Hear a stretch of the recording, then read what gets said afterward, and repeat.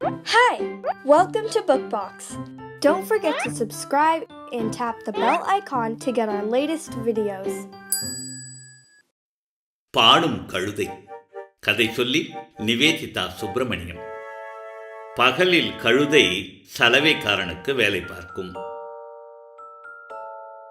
இரவில் அவன் நண்பன் நரியுடன் வெகு தூரம் நடக்கும்.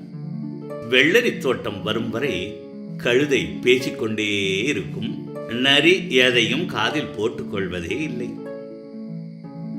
பிறகு கழுதை வாயை பிளந்து ஒரு புதிய சாறு நிறைந்த வெள்ளரியை கடிக்கும். நிலாவை போல குளிர்ந்த வெள்ளரி.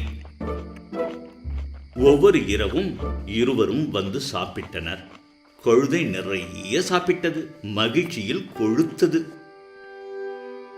ஒரு நாள் மகிழ்ச்சியில் பாடத் தொடங்கியது.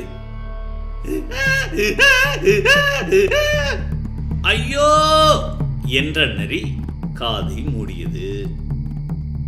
ஆமா என்ற கழுதை வாயை பிளந்தது.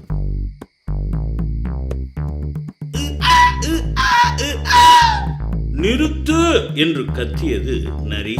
தோட்டக்காரனுக்கு கேட்ட போது. ஆனால் கழுதை நிறுத்தவில்லை. நிறுத்து என்று கத்தியது நரி. வெள்ளரிக்காய்களுக்கு கேட்ட போது. அப்போதும் கழுதை நிறுத்தவில்லை. தோட்டக்காரனுக்கு கேட்கவில்லை. ஏன் தெரியுமா? அவன் தோட்டத்தில் 1000 வெள்ளரிகள் இருப்பதாக கனவு கண்டு கொண்டிருந்தான். கண் திறக்க ஆசையில்லை. நிஜ வெள்ளரிகள் தோட்டத்தில் காத்து கொண்டிருந்தன. தோட்டக்காரன் வரவில்லை. பாடும் கழுதையும் பாட்டை நிறுத்தவில்லை.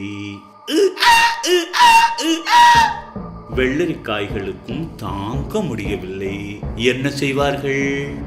ஒவ்வொன்றாக தோட்டத்தை விட்டு வெளியே குதித்து தோட்டக்காரனின் வீட்டிற்கு ஓடினர். அடுத்த நாள் தோட்டக்காரன் விழித்த போது அவன் தனியாக இல்லை.